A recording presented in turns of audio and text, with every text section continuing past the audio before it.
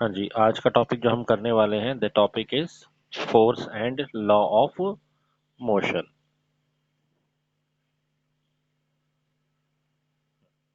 The topic is our topic of discussion is force and law of motion. Yes, ये काफी important chapter है physics का, क्योंकि physics में फोर्स और मोशन, फोर्स और law of motion, sorry, force और मोशन दोनों ही बड़े इंपॉर्टेंट टर्म्स हैं। और मोशन के जो लॉज हैं वो हम इस चैप्टर में सारे के सारे स्टडी कर रहे हैं। और मोर इम्पोर्टेंटली ये चैप्टर आने वाले चैप्टर्स को, लास्ट चैप्टर हमने पढ़ा था मोशन, आने वाला चैप्टर है ग्रेविटेशन, तो उनको रिलेट भी कर पाएगा।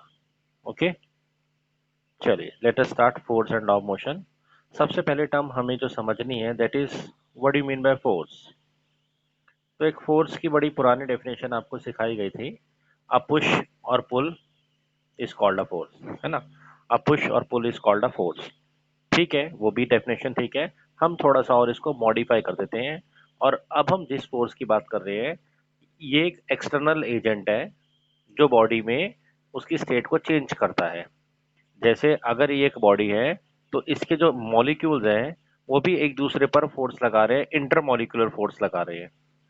लेकिन इंटरमॉलिक्यूलर फोर्स से इसके अंदर इसका मोशन नहीं होगा। मोशन के लिए हमें बाहर से एक एक्सटर्नल फोर्स लगाना पड़ेगा।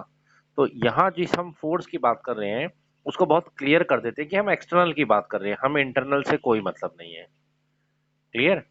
तो इसीलिए हम इसकी डेफिनेशन थोड़ा सा और इसको मॉडिफाई करके बोलते हैं। देखिए, what is force. Force, it is an external agent. Force we are talking about, it is an external agent, बाहर से लगने वाला कोई भी एजेंट, बाहर का एजेंट हो सकता है, that is responsible for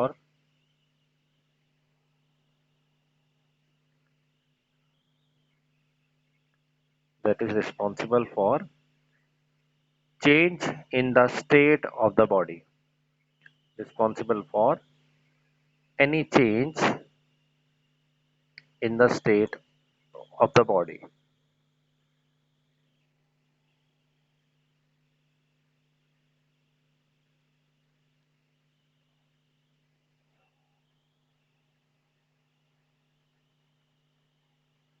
okay, any change in the state से मतलब क्या है, वो कोई भी स्टेट में चेंज लाएगा। स्टेट, स्टेट ऑफ रेस्ट भी हो सकता है, उसमें चेंज ला सकता है। स्टेट ऑफ मोशन में भी चेंज ला सकता है फोर्स। और फोर्स स्टेट ऑफ डायरेक्शन में भी चेंज ला सकता है। बॉडी की जो भी स्टेट है, अगर उसमें चेंज आ रहा है, इवन इवन अगर वो एक कांस्टेंट वेलोसिटी से चल रही है और उसकी वेलोसिटी भी इंक्रीज हो रही है, तो उसके लिए फोर्स रिस्पॉन्सिबल होगा। समझ रहे हैं। अगर कांस्टेंट वेलोसिटी से चल रही है तो एक्सेलरेशन जीरो है, तब तो कोई फोर्स नहीं चाहिए। लेकिन अगर हम उसकी वेलोसिटी को इंक्रीज करेंगे, उसके लिए भी हमें एक फोर्स चाहिए। तो फोर्स किसी भी तरह का चेंज चेंज के लिए रिस्पॉन्सिबल है। ओके, तो इसी को समझते हुए हम कुछ इफेक्ट ऑफ फोर्स नोट करते हैं। What are the effects of force. Effect of force, number one, force is responsible for, force is responsible for move the stationary body। कोई रुकी हुई बॉडी है, yes, to move the stationary body.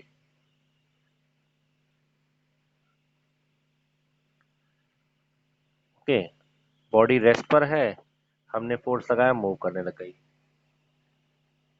Force is responsible for या to stop the moving body.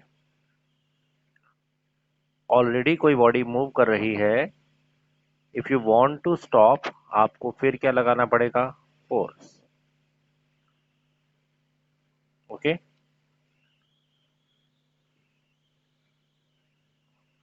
force is responsible for या to bring, to change the direction of the body। किसी body के अगर कोई डायरेक्शन में change हो रहा है, तो उसके लिए भी फोर्स रिस्पॉन्सिबल है।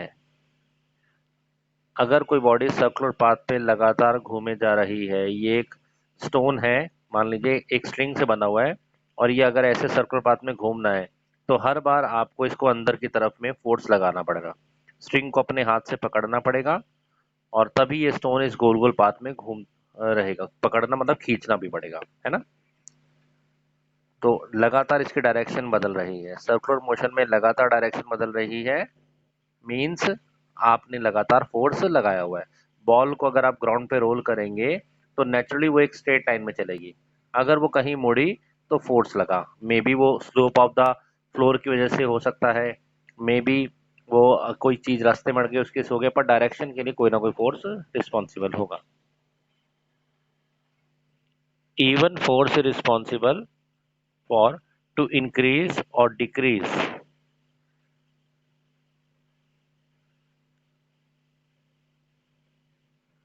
The speed of the body.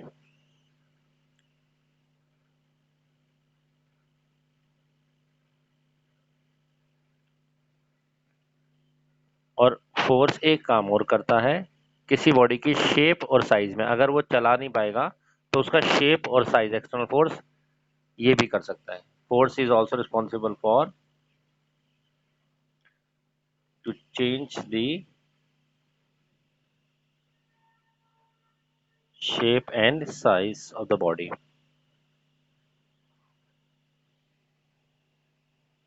जैसे एक रबर जैसे एक रबर बैंड है, आप इसको फोर्स लगाएंगे तो ये थोड़ा सा स्ट्रेच होकर ऐसे आ जाएगा, है ना, अपनी शेप में चेंज लाएगा। तो इसको हम कॉन्फ़िगरेशन भी कहते हैं, अलग से आप लिख दीजिए shape and size of the body.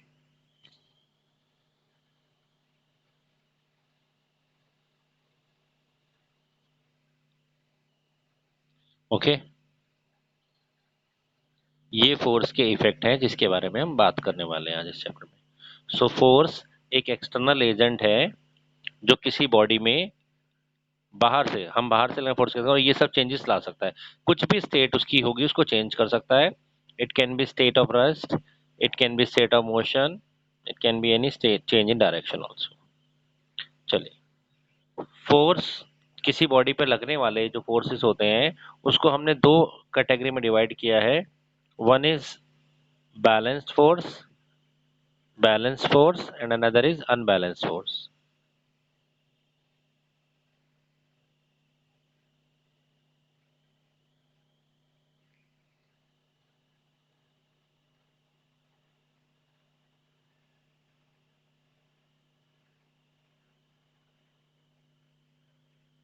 Okay, let us understand this by an example. मान लीजिए ये एक बॉडी है, इस पर राइट हैंड साइड पर हमने एक फोर्स लगाया F1 and that is equal to 5 newton. Force का मैग्नीट्यूड है 5 newton and is acting toward the right hand side. बिल्कुल सेम टाइम पर हमने एक फोर्स लेफ्ट हैंड साइड में लगा दिया, इस फोर्स का मैग्नीट्यूड भी कितना है, 5 newton, and acting toward left hand side. Okay, अब मुझे बताइए अब मुझे बताइए ये बॉडी कहाँ जाने वाली है, is it move towards right और लेफ्ट। बिल्कुल, आवर आंसर है body will not move in any direction. क्यों? हम तो बोलेंगे हमने फोर्स लगाया है, तो आप बोलेंगे सर F1 फोर्स को F2 फोर्स ने बैलेंस कर दिया।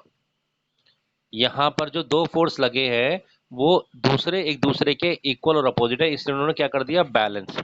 ओके, किसने कहा हम एक काम करते हैं, let us apply the third force in this direction, F3 से ऑफ 10 न्यूटन, और एट द सेम टाइम एक फोर्स और लगा दिया F4 10 न्यूटन का। अब हमने दो फोर्स और लगा दिए, अब क्या होगा, again the forces are balanced. ऐसे करते करते अगर हम इस पे थाउजेंड्स ऑफ फोर्स लगा दें लेकिन सभी एक दूसरे के इक्वल और अपोजिट हो तो क्या होगा, नो नेट फोर्स हो जाएगा जीरो, या सभी फोर्सेस को हम बोलेंगे बैलेंस्ड। तो क्या होते हैं बैलेंस फोर्स? बैलेंस फोर्सेस वो होते हैं कि बॉडी पे लग तो बहुत सारे फोर्स रहे हैं लेकिन उस सब का नेट रिजल्ट, फोर्स एक्चुअली में एक वेक्टर क्वांटिटी है, इसमें डायरेक्शन और मैग्नीट्यूड दोनों को देखा जाएगा, दोनों के हिसाब से एडिशन होगा। ओके, तो इतने सारे फोर्स लगे लेकिन नेट रिजल्ट क्या रहा, जीरो। ऐसे फोर्सेस को क्या बोलते हैं, balanced.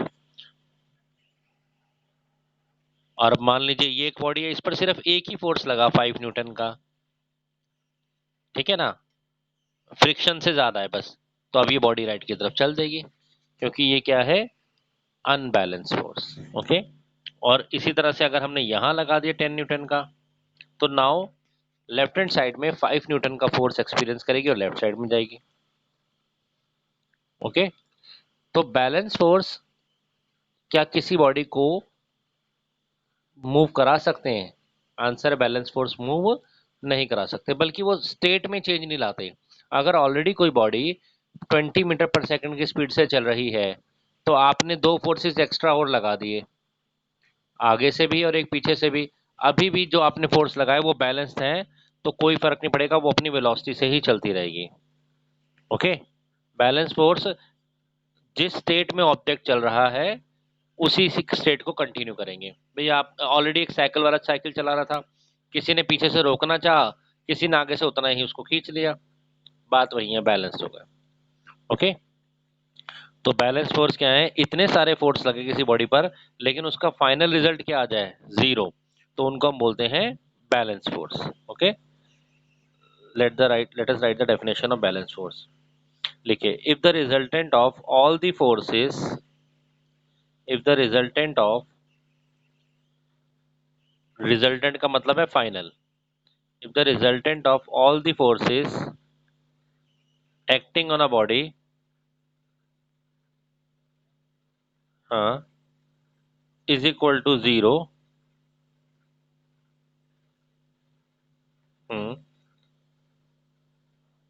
then the forces are said to be balanced.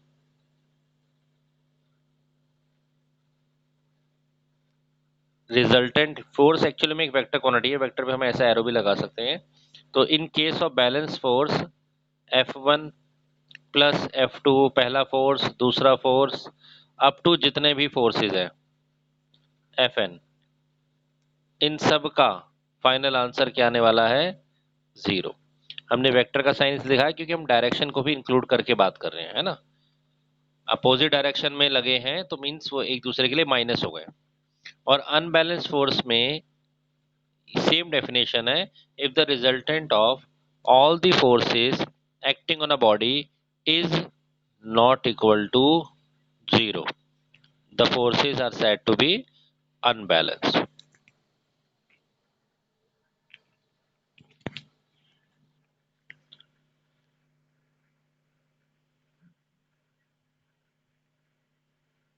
बोलिए।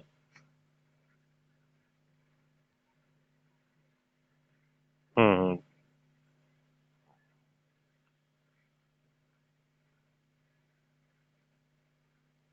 सेकंड पॉइंट में लिखते हैं, balance force do not bring any change in the state of the object,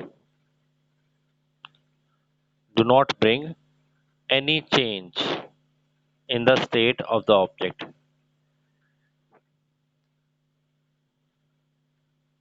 any change नहीं करते। और unbalanced force brings the change in the state of the object,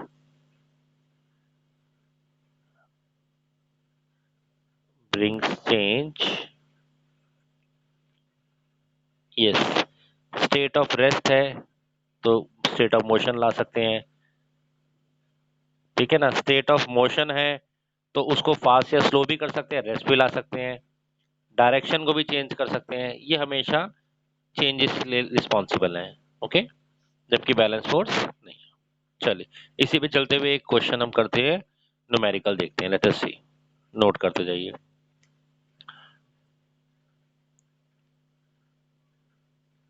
तीन situation लेते हैं, लेट अस, फर्स्ट सिचुएशन में ये body है, the force on this body on the right hand side is 4 Newton and another force is acting 3 Newton on the right hand side. First case में again हमें net force या resultant force निकालना है तीनों ही cases में, but let us draw the three cases first. In the second case, again F1 is 4 Newton toward right hand side, but there is another force F2 that is 3 Newton on the left hand side. And there is third situation also. In the third situation, this is case B, this is case C.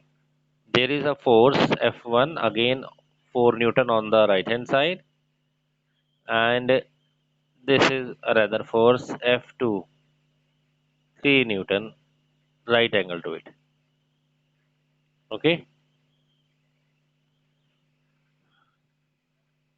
हाँ right end पे तीनों ही case में we need to find resultant force.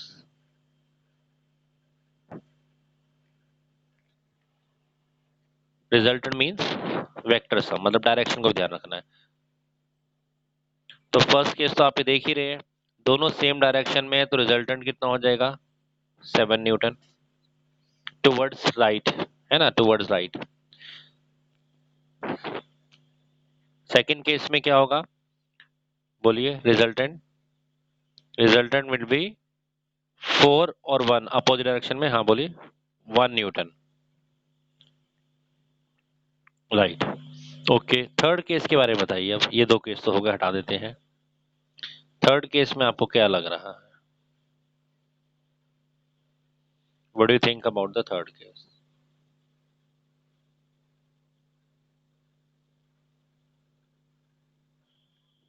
Yes, इस case में बहुत अच्छा, good, आपने सही सोचा. बॉडी ना राइट में जाएगी ना ऊपर जाएगी, मतलब ईस्ट और नॉर्थ में नहीं जाएगी, ये एक्चुअली में इस डायरेक्शन में जाएगी. अगर हम इसको शेप को एक पैरेललोग्राम बना देना डायरेक्शन के लिए, तो आप हमेशा पैरेललोग्राम का कंसेप्ट लगा सकते हो. जैसे एक और मैं एग्जांपल देता हूँ. एक फोर्स लगा ये और दूसरा लगा से यहाँ से 60 डिग्री पर, ठीक है ना. मैं डायरेक्शन आपको बोलता हूँ किस तरफ जाएगी, तो आप क्या करिए, एक रफली सा पैरेललोग्राम शेप दे दीजिए. इस फिगर को एक कंप्लीट पैरेललोग्राम बना दीजिए, और ये जो डायगोनल होगा ये आपको डायरेक्शन देगा. तो body will go in this direction. Parallelogram law बोलते हैं हम इसको. तो ऑब्वियसली पैरेललोग्राम लॉ से जाएगी तो इस डायरेक्शन में. और मैग्नीट्यूड क्या होगा? Magnitude will be given by, या resultant will be given by Pythagoras theorem. That is under root 4 का स्क्वायर 16 प्लस 3 का square 9 under root 25, that is 5 newton. तो body will experience a force of 5 newton. और अगर आप इसको east मान लें, इसको नॉर्थ मान लें, तो नॉर्थ ईस्ट लगभग लगभग, है ना. कुछ एंगल भी होगा ये. ओके, तो एग्जैक्टली नॉर्थ ईस्ट नहीं कह सकते, ज्यादा बेटर है at angle theta from 4 newton towards north. अभी डायरेक्शन के लिए ज्यादा चिंता नहीं करना आपको, मैग्नीट्यूड. लेकिन जरूरी नहीं हर बार 90 ही हो, कोई और एंगल भी तो हो सकता है, जैसे अभी मैंने बनाया था. तो क्या इन केस में भी हम निकाल सकते हैं? आंसर है यस, बिल्कुल निकाल सकते हैं. रिजल्टेंट फोर्स निकालना, एक दो क्या 10 भी लग रहे हो तो भी निकाल सकते हैं अलग डायरेक्शन में. लेकिन वो हमारा भी हायर क्लासेस का पार्ट है. ये तीन केस बस हमें मेनली समझ लेने चाहिए.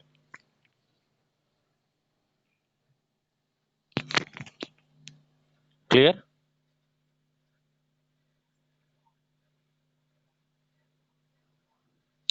नॉर्थ ईस्ट तब लिखते हैं अगर वो एग्जैक्टली बीच में होता. ये एग्जैक्टली बीच में जाएगा नहीं, ये यहाँ से 37 डिग्री ईस्ट से 37 डिग्री पे जाएगा, 45 पे नहीं जाएगा. नॉर्थ ईस्ट लिखते हैं जब 45 पे जाता है. हम्म, ये मैंने बताया ना, अभी हमारा ये हायर क्लासेस में 11th का टॉपिक आएगा. उसके लिए एक फॉर्मूला है, डिटेल्स है, वो मैं बता दूंगा. उसकी अभी हमें जरूरत नहीं है. तो अभी आप फिलहाल इतना बोल सकते हैं कि थीटा डिग्री, थीटा एंगल पर F1 के साथ थीटा एंगल बनाएगा, जो भी एंगल होगा वो नॉर्थ की तरफ जाएगा. ठीक है ना.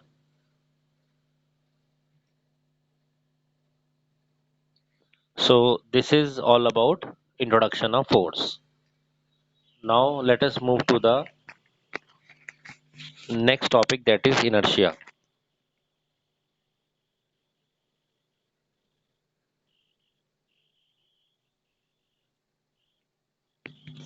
Let us talk about inertia.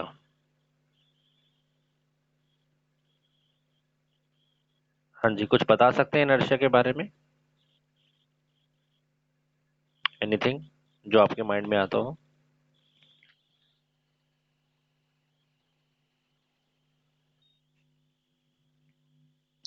देखिए, हर बॉडी की एक नेचुरल टेंडेंसी होती है कि वो जिस स्टेट में उसी में रहे, अपने आप से अपनी स्टेट चेंज नहीं कर सकती। फॉर एग्जाम्पल, अगर एक बुक टेबल पे रखी हुई है, is lying on the table, तो वो अपने आप से चल के नहीं जा सकती। ओके, उसकी एक नेचुरल प्रॉपर्टी है। इसी तरह से हम एक्सपीरियंस तो कम करते हैं, मतलब सॉरी, हम उसको ऑब्जर्व नहीं करते। होता तो ऐसा ही है कि अगर कोई बॉडी चल रही है तो नेचुरल टेंडेंसी उसकी चलते ही रहने की है, वो अपने आप से रुक नहीं सकती। लेकिन यहाँ कॉन्ट्रडिक्शन आता है, बोलते हैं नहीं सर, मैं तो बॉल एक ग्राउंड पे उड़काता हूँ, रोल करता हूँ, देखता हूँ थोड़ी देर रुक जाती है। तो मैंने क्या बोला, मैंने कहा अपने आप से नहीं रुक सकती। फिर कैसे रुकती है? बाहर से फोर्स लग रहा होता है, हम उस फोर्स को देख नहीं रहे, वो फ्रिक्शनल फोर्स लग रहा होता है, उसकी वजह से रुकती है। अगर वो फ्रिक्शनल फोर्स ना लगे तो आंसर है वो चलती ही रहेगी। कुछ फ्रिक्शनल फोर्स उसको अपोज करता है। या तो एक काम कीजिए, उस बॉल को आप एक स्टिक से थोड़ा सा आगे की तरफ फोर्स लगा के रखिए, जितना फ्रिक्शन लग रहा हो उतना लगा के रखिए, तो वो कंटिन्यूस चलती रहेगी। तो इनर्शिया से हम क्या समझते हैं? What do you understand by inertia? Actually में ये हर बॉडी की एक नेचुरल प्रॉपर्टी है कि वो अपनी स्टेट में कोई भी चेंज ना लाए, जैसी स्टेट है वैसे ही स्टेट को मेंटेन करे। रेस्ट को भी मेंटेन करेगी, मोशन को भी मेंटेन करेगी, और डायरेक्शन को भी। अपने आप से ऐसा कोई भी चेंज नहीं लाएगी। अगर किसी भी तरह का चेंज होगा तो उसके लिए कोई ना कोई बाहर से एक्सटर्नल फोर्स रिस्पॉन्सिबल होगा। हर बॉडी जहां पर जो पड़ी है वो वहीं रहना चाहेगी, कभी भी अपने आप से नहीं चलेगी। जिस डायरेक्शन में चलना चाह रही है उसी डायरेक्शन में चलेगी, अपने आप से नहीं चेंज करेगी। This is called inertia. ठीक है, let us note down the inertia. It is the natural property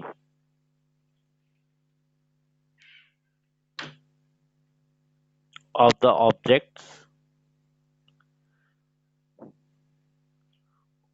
objects or of the body to bring it is the natural property of the body to resist any change in its state.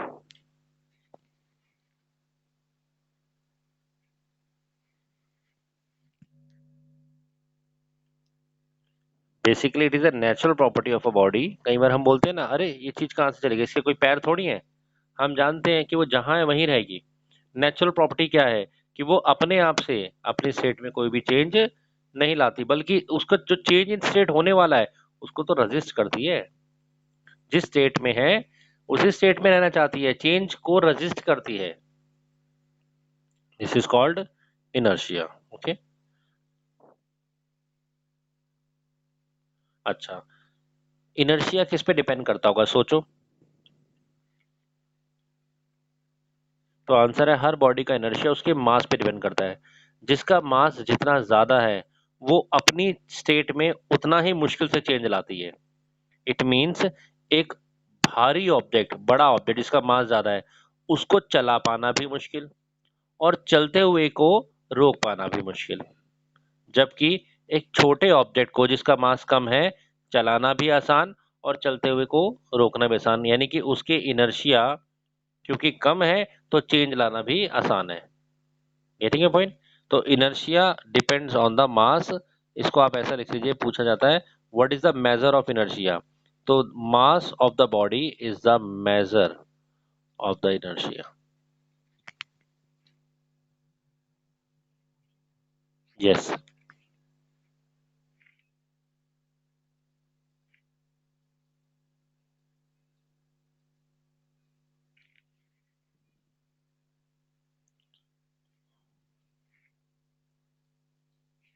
किसी body का mass ही आखिर उसके inertia का major होता है।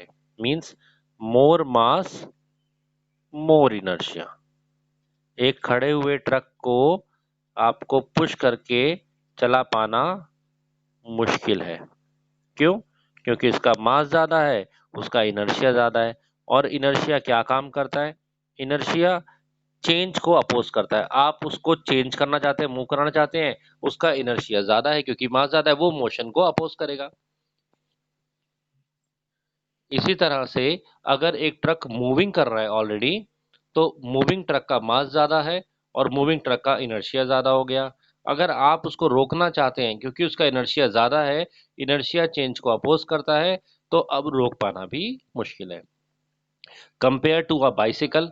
अब bicycle से compare कीजिए, क्योंकि बाइसिकल का मास कम है, उसका इनर्शिया भी कम है, तो बाइसिकल जो रुकी हुई है उसको चला पाना भी आसान, और जो ऑलरेडी चल रही है उसको रोक पाना भी आसान।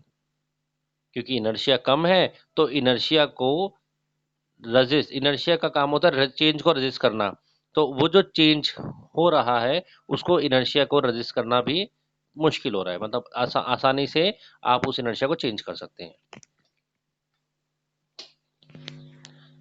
What are the different types of inertia?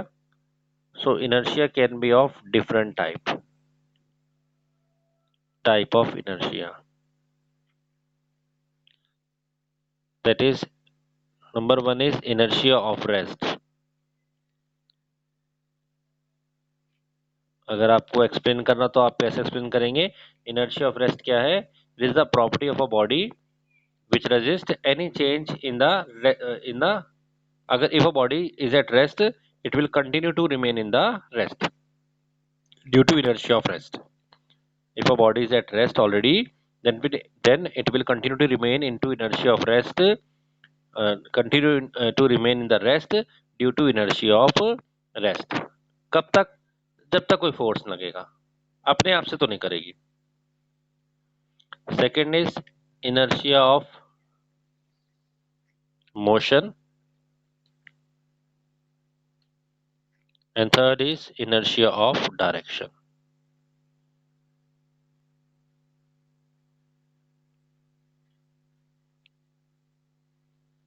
हमने बहुत बार एक्सपीरियंस किया है, गेम्स भी खेलते हैं, ऐसा एक ग्लास ले लेते हैं हम लोग, और उस ग्लास के ऊपर हम ऐसा एक कार्ड रख देते हैं, है ना, और यहाँ पर एक कॉइन रख देते हैं।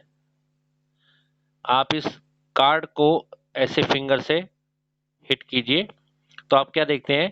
कार्ड तो आगे मूव कर जाता है, कॉइन अंदर गिर जाता है। क्यों? क्योंकि कॉइन इनर्शिया ऑफ रेस्ट पे था, वो अपने रेस्ट को मेंटेन करेगा। कार्ड पर आपने फोर्स लगाया, उसका इनर्शिया ऑफ रेस्ट चेंज हो गया, वो मोशन में आ गया। कॉइन इनर्शिया ऑफ रेस्ट पे था, वो फॉल कर जाएगा। करके देखिए आप एक्सपेरिमेंट, आपको पता लगेगा। देखा भी होगा आपने, बहुत बार देखा है। तो इनर्शिया का मेजर है मास, जिसका मास ज्यादा उसका इनर्शिया भी ज्यादा, मास कम इनर्शिया भी कम। हम्म, हाँ, अनबैलेंस ही लगी जब। हम्म, फोर्स जिस पर लगी वही चेंज होगा। कार्ड पर लगी, सिर्फ कार्ड ने अपनी स्टेट को चेंज कर लिया, कॉइन पे तो नहीं लगी। अब आप बोलेंगे कॉइन भी तो कार्ड के साथ में था, तो उसको जाना चाहिए था। एक्चुअली में कार्ड और कॉइन के बीच में फ्रिक्शनल फोर्स लग रही है, फ्रिक्शन उसको रोक के रखा हुआ है, लेकिन जो आपने बाहर से फोर्स लगाई है वो कहीं ज्यादा है, फ्रिक्शन उसको सपोर्ट नहीं कर पाया, नीचे गिर जाएगा। ओके, चलिए। Why we are studying inertia? We are studying inertia because we need to study Newton's first law of motion, which is based on inertia. So let us talk about Newton's first law of motion.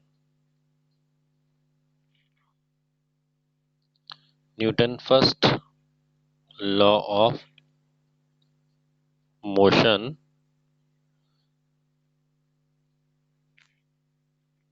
that is law of inertia.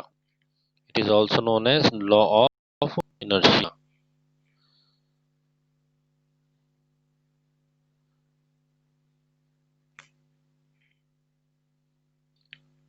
Newton का first law क्या बोलता है? Newton का first law inertia की बात करता है, inertia को ही एक स्टेप आगे ले जाता है। वो बोलता है हर ऑब्जेक्ट अपनी स्टेट ऑफ रेस्ट हो, स्टेट ऑफ यूनिफॉर्म मोशन हो और लाइन हो, स्ट्रेट डायरेक्शन को मेंटेन करेगा। बिल्कुल यही तो इनर्शिया वाली बात है। अनलेस, कब तक करेगा? बस उसने यहाँ पर एक बात एक्स्ट्रा जोड़ दी, जब तक उस पर बाहर से फोर्स लगेगा।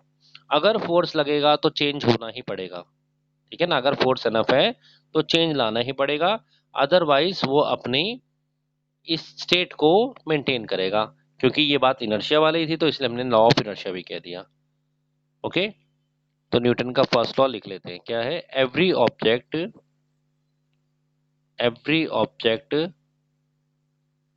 will continue to remain will continue to remain in its state of rest in its state of rest or of uniform motion, state of rest or uniform motion in a straight line. Yes,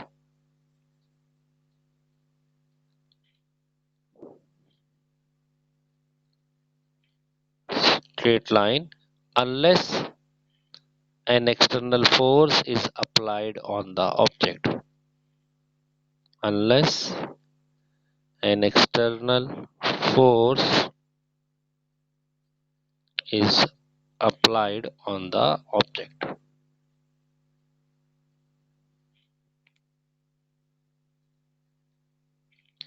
जब तक external force नहीं लगेगा, जब तक external force नहीं लगेगा, वो अपनी जो भी स्टेट है, रेस्ट पे है तो रेस्ट पे ही रहेगा। यूनिफॉर्म मोशन मतलब एक जिस जिस स्पीड से चल रहा है उसी से चलता रहेगा, जिस लाइन में चल रहा है उस लाइन पे ही चलेगा। लेकिन जैसे ही एक्सटर्नल फोर्स लगेगा सब चेंजेस होने शुरू हो जाएंगे। ओके, एक लाइन और ऐड कर लीजिए। As Newton laws first law is based on the inertia या inertial property of the object, is based on the inertial property of the object,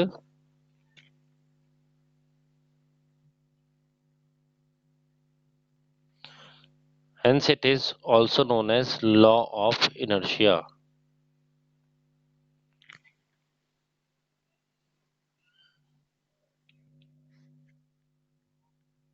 Yes.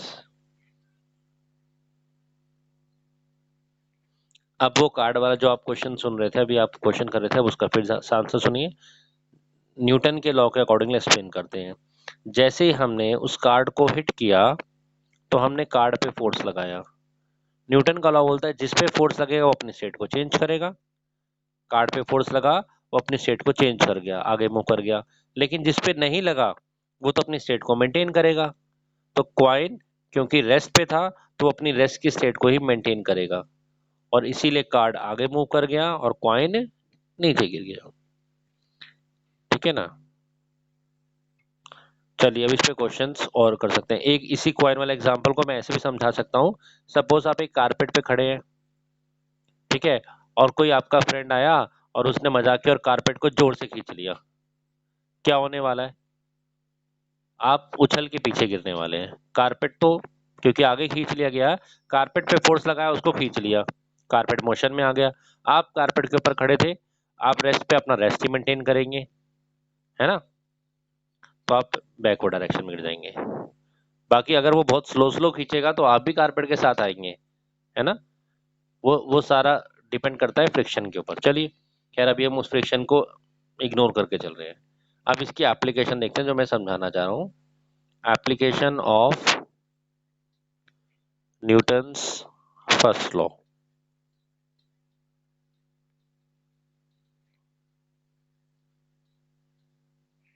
Yes,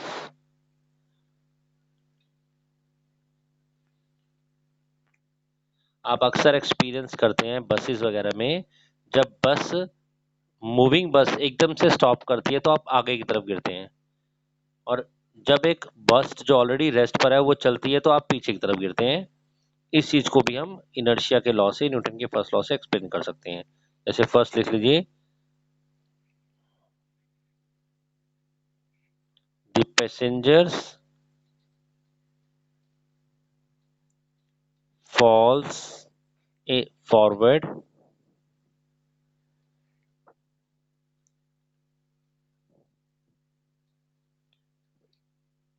when a moving bus stops suddenly.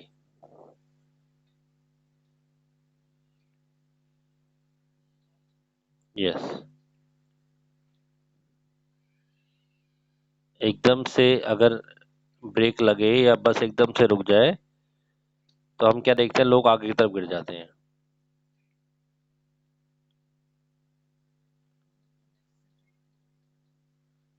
हम्म मैं अब इसे explain करता हूँ। The passenger fall forward when a moving bus stop suddenly. This is because, लिखिए,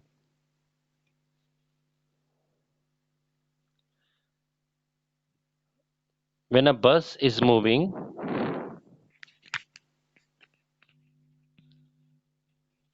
the passenger and bus are in the state of rest or state of motion.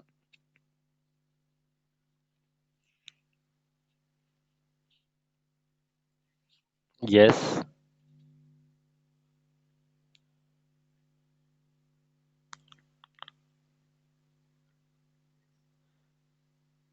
but as the bus stop due to application of brakes,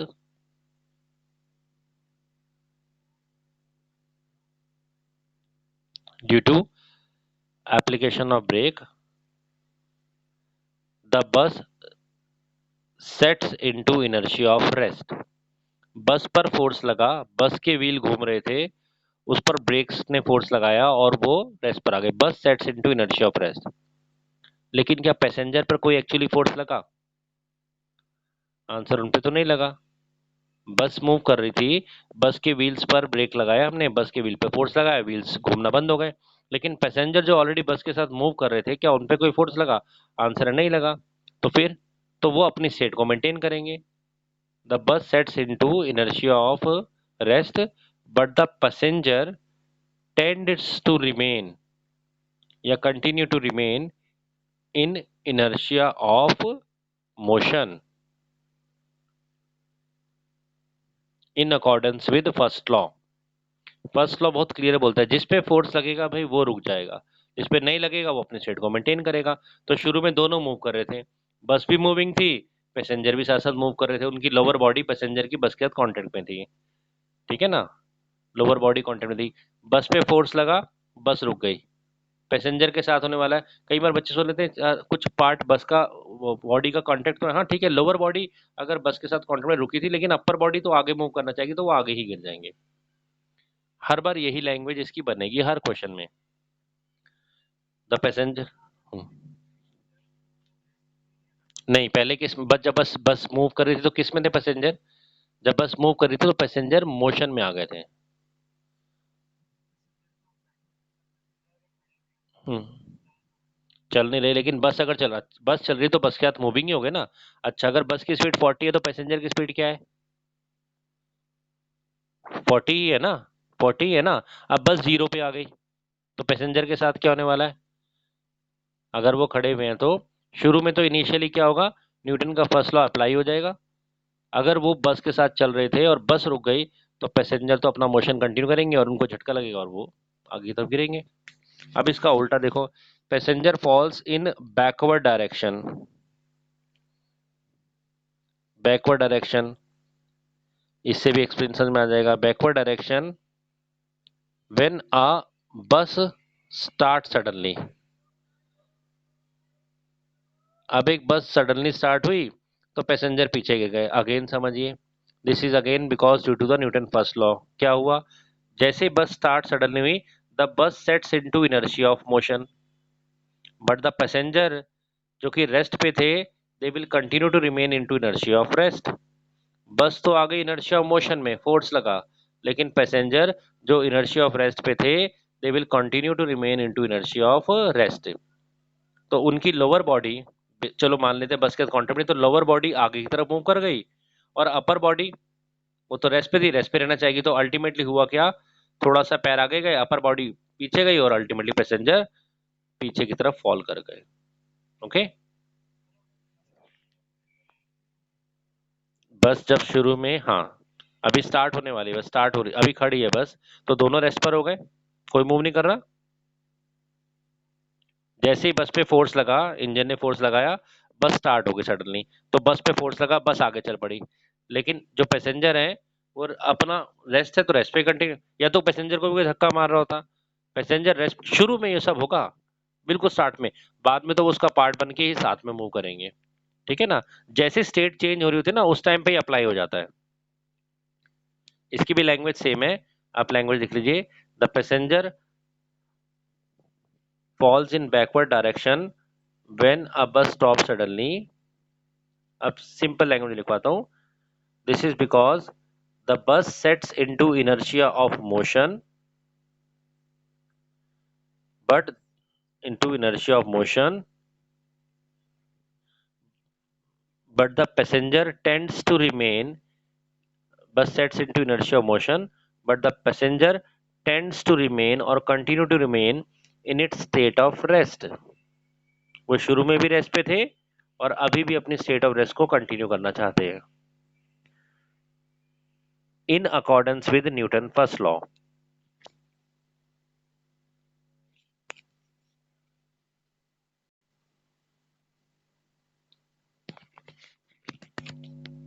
Hence they fall in backward direction।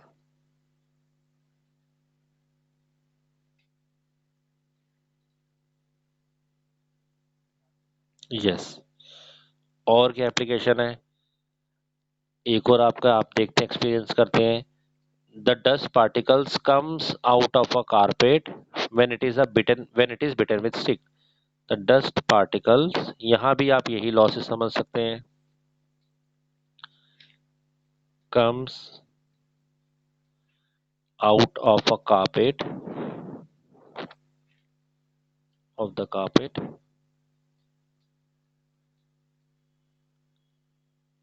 when it is bitten with a stick।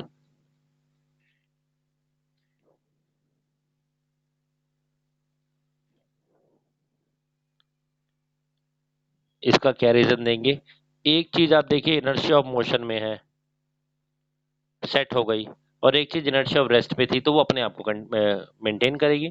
तो हम इसमें यहाँ पर यही reason लिखेंगे।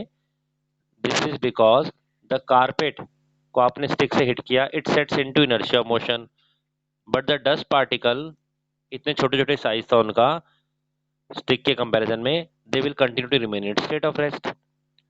Carpet आगे पीछे हिल रहा है, मूव कर रहा है, मोशन कर रहा है, लेकिन डस्ट पार्टिकल अपनी जगह पर ही है। एज ए रिजल्ट क्या होगा, अंडर ग्रेविटी गिर जाएंगे। जैसे आपने पेड़ की एक ब्रांच को पकड़ा, जोर से हिलाना शुरू करा, तो कुछ लीव्स डिटैच हो जाती हैं, उसका भी सेम रीजन है।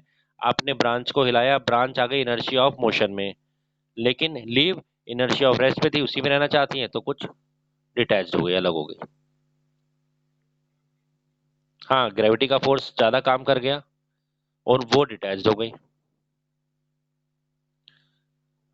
आपने हॉर्स को जो रन करता है, जॉकी, उसको भी देखा होगा। जब एकदम से स्टार्टिंग में हॉर्स एकदम से भागता है तो जॉकी पीछे तरफ गिर जाता है, भागता हुआ रुकता है तो आगे की तरफ गिरता है। सेम बस वाला एग्जांपल, जब हॉर्स एकदम से गैलअप करता है, भागता है, तो हॉर्स हो जाता है इनर्शिया ऑफ मोशन में सेट। जॉकी शुरू में कैसा होता है, इनर्शिया ऑफ रेस्ट में वो अपना मोशन कंटिन्यू करता है, तो जॉकी को झटका लगता है, पीछे तरफ गिरता है, फिर एकदम से वो उसकी लगाम पकड़ के रखा होता है तो साथ में मूव करता है, फिर ऐसे एकदम से लास्ट में हॉर्स रुकता है तो जॉकी थोड़ा सा आगे गिरता है, वो अपने आप का बैलेंस बनाता है। वो प्रैक्टिस करता है इस बात की कि मैं घोड़े से ना गिर जाऊं, उस चीज का बैलेंस बना के रखता है। ओके ना। ये सारे क्या है, न्यूटन के फर्स्ट लॉ पे बेस्ड है। Clear. These are Newton first law application.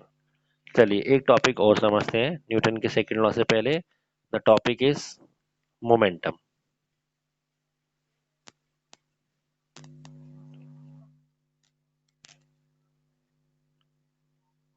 हाँ,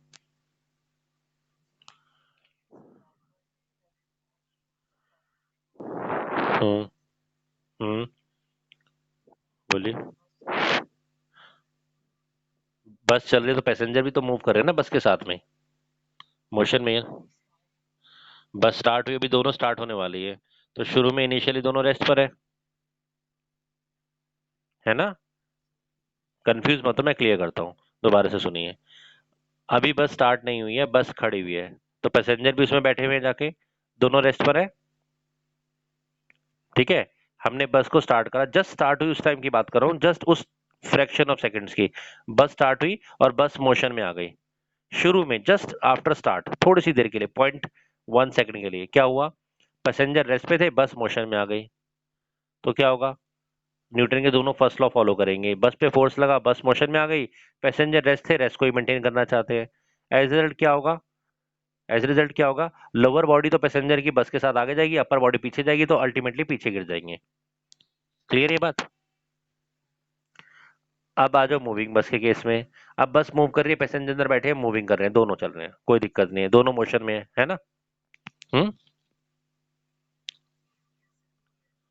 नहीं नहीं नहीं कर सकते, आपको लग रहा है बस चल रही है तो पैसेंजर रेस्ट पे है, बैठे हुए इसलिए रेस्ट। नहीं नहीं, अगर अगर चल रहे हैं तो पैसेंजर मोशन में ही है। अगर रेस्ट पे रहेंगे तो बस आगे निकल जाए और लोग वहीं रह जाए। अगर दिल्ली से चल के बस पंजाब पहुंच गई, तो लोग भी तो पंजाब पहुंच गए ना साथ में, तो वो भी तो मोशन में हुए ना। अगर बस की कहीं टक्कर होती है, उसको हिट होती है, तो वो लोग उसके सिस्टम का पार्ट बन गए हम। क्लियर। ओके। क्लियर है ना, श्योर। जब बस मूव कर रही है तो लोग भी उस सिस्टम का पार्ट है, they are also moving with the bus. Okay. Now the topic is momentum. What is momentum, चलो पहले डेफिनेशन लिखते हैं। Momentum, it is the product of mass and velocity of the body. It is the product of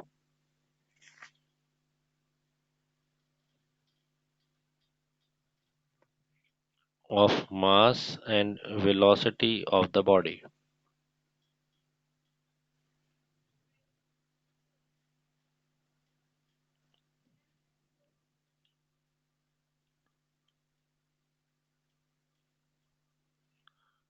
So the formula symbol for momentum is P, and it is the product of mass into velocity. Momentum मैंने ऐसा arrow इसलिए लगाया है, momentum is a vector quantity. अगर vector quantity तो इसकी direction क्या होगी, तो आंसर है the direction of momentum is same as the direction of velocity. जिस डायरेक्शन में बॉडी की वेलोसिटी है, उसी डायरेक्शन में मोमेंटम की डायरेक्शन भी होगी। The direction of momentum is same as the direction of velocity. तो अगर किसी ऑब्जेक्ट के पास मास है एंड इट इज मूविंग, मास है और वो मूव कर रहा है, तो ही मोमेंटम बन जाता है। मास तो है, होता ही है सर खैर सब में, और वो मूव भी कर रहा है। ओके। यूनिट की बात कर लेते हैं जरा, ऐसा यूनिट ऑफ मोमेंटम। तो मोमेंटम का फॉर्मूला मैंने आपको बताया, mass into velocity. Mass should be taken in kilogram and velocity should be taken in metre per second. तो व्हाट इज एसआई यूनिट, जो भी कैलकुलेशंस करेंगे उसके लिए यूनिट हम ये लेंगे, kilogram metre per second. Okay. तो जैसे मैंने कहा मोमेंटम मास और वेलोसिटी पे डिपेंड करता है, तो अगर किसी बॉडी की वेलोसिटी जीरो हो जाए, तो ऑब्वियसली उसका मोमेंटम भी जीरो होगा, क्योंकि मास तो कभी जीरो नहीं होता, मासलेस चीजें तो नहीं मिलती हमें आसपास में। Hmm. It means the only reason for momentum of a body to be zero is that its velocity is zero, या the object is at rest. Mass की वजह से मोमेंटम जीरो नहीं हो सकता, ये नोट डाल के लिख लीजिए। If momentum of body is zero,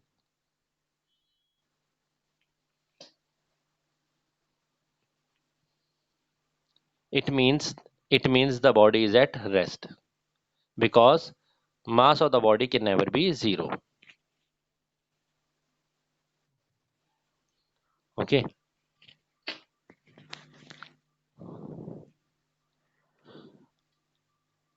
अब मोमेंटम को हम चेंज कराएं तो कैसे चेंज कराएं? आंसर है, अगर आप मास के किसी बॉडी के मास को डबल कर देते हैं, पहले m था, पहले m था, अब आपने न्यू मास m डैश 2m कर दिया, तो ऑब्वियसली मोमेंटम भी डबल हो जाएगा, क्योंकि वो मास होता है और मास अभी आपने 2m कर दिया, इनटू वेलोसिटी में तो खैर चेंज नहीं किया, तो that will be 2mv and v is the momentum, so it will become. अगर आपने वेलोसिटी को डबल कर दिया, न्यू वेलोसिटी 2v कर दी, अगेन मोमेंटम भी डबल हो जाएगा, है ना। और अगर आपने दोनों को डबल कर दिया, मास और वेलोसिटी को, तो आंसर है मोमेंटम 4 टाइम हो जाएगा, है ना। मास और वेलोसिटी को दोनों को डबल कर दिया।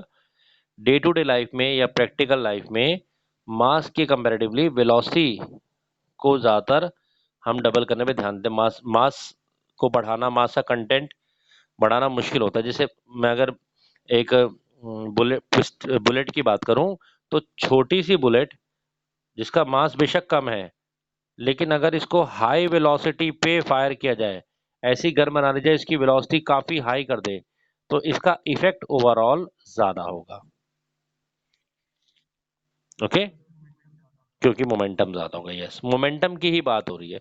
Momentum is the combined effect of mass and velocity, ठीक है ना। अकेले मास और अकेले वेलोसिटी पे, जैसे अगर कोई ट्रक रेस्ट पर भी है, इतना बड़ा ट्रक है, ट्रेन है, रेस्ट पर भी है, कोई पर्सन अगर यहाँ खड़ा है, ठीक है, इससे टच भी हो गया, कुछ नहीं होने वाला। क्यों? क्योंकि इसका मास बहुत ज्यादा है, लेकिन वेलोसिटी जीरो है, तो ओवरऑल मोमेंटम जीरो हो गया। लेकिन यही ट्रक बेशक स्लो ही चल रहा है, तो भी इस पर्सन को बहुत डैमेज कर सकता है। और क्योंकि बात हम ओवरऑल मोमेंटम की बात करें, इससे कंपेरेटिवली एक साइकिल है, साइकिल है, बेशक वो फास्ट चल रही है, खड़ा हुआ ट्रक कुछ नहीं कर सकता, लेकिन अगर एक साइकिल है और वो फास्ट मूव कर रही है, मास बेशक कम है लेकिन वेलोसिटी है, लेकिन वो पर्सन को नुकसान पहुंचा सकती है, क्योंकि उसका क्या है, मोमेंटम ज्यादा हो गया। खड़ा हुआ ट्रक, खड़ा हुआ truck momentum zero, no effect. Moving bicycle ही है, अगर अच्छी खासी स्पीड है तो हिट करके चोट पहुंचा सकती है। तो बेसिकली मोमेंटम जो है वो कंबाइंड इफेक्ट है, हम यहाँ कंबाइंड इफेक्ट की बात कर रहे हैं, मास और वेलोसिटी के। ओके, मासलेस चीजें होती ही नहीं है, किसका मास जीरो होगा बताओ? एयर के मॉलिक्यूल का भी कुछ मास है। सबसे छोटा चीज एटम के अंदर इलेक्ट्रॉन होता है, इलेक्ट्रॉन का भी मास होता है, मास ऑफ इलेक्ट्रॉन होता है 9.1 इंटू 10⁻⁻31। फिर भी तो कुछ मास है। लाइट, हम बात कर रहे हैं एक बॉडी की, लाइट तो रेडिएशन में आ गया, मैंने आपको पहले भी समझाया था। दुनिया में दो ही चीजें, या तो मास है या एनर्जी है। अब आप एनर्जी की बात करो, मैं बॉडी की बात करूं मास की, है ना। एनर्जी के पास आप वेव थ्योरी में पढ़ोगे बाद में, वैसे इसका भी एक फॉर्मूला होता है मोमेंटम निकालने का, निकाल सकते हैं, एनर्जी से रिलेट भी कर सकते हैं, पर अभी हम बात करें बॉडीज की जिनके पास मास है। ओके, तो मोमेंटम बेसिकली क्या है? It is the product of mass and velocity. ऐसा यूनिट समझ में आ गई? ओके, ये भी समझ में आ गया। एक क्वेश्चन देखते हैं मोमेंटम पे, चलिए क्वेश्चन नोट कीजिए। अ डॉग एंड हॉर्स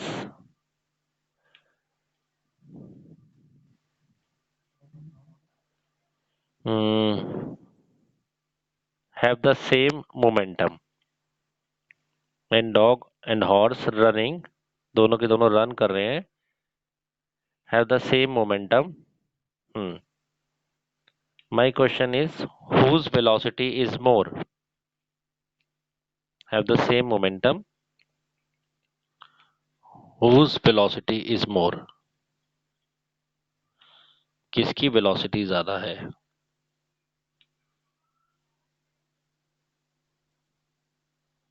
बताइए।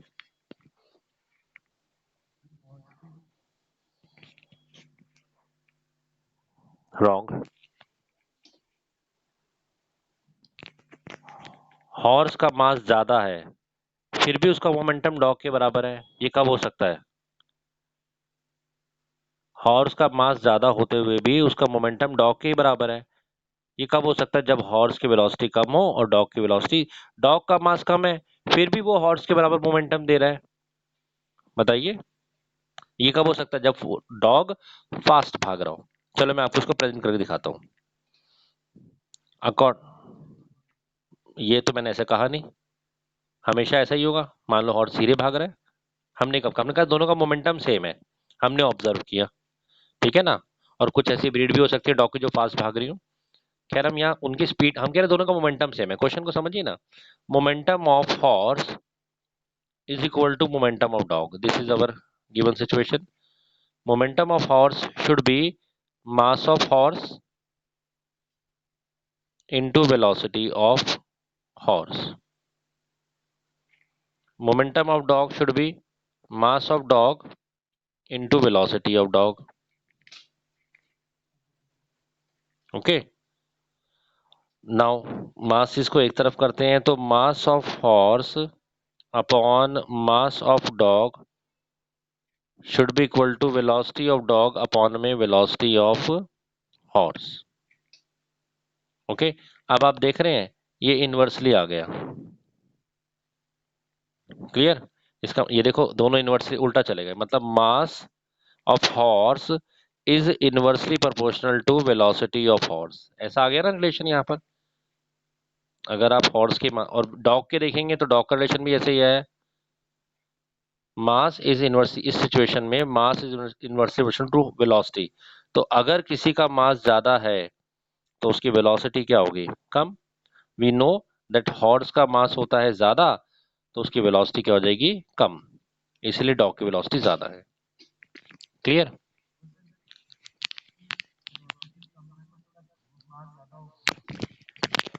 नहीं, हमें वेलोसिटी का नहीं पता, हमें मास का श्योर है।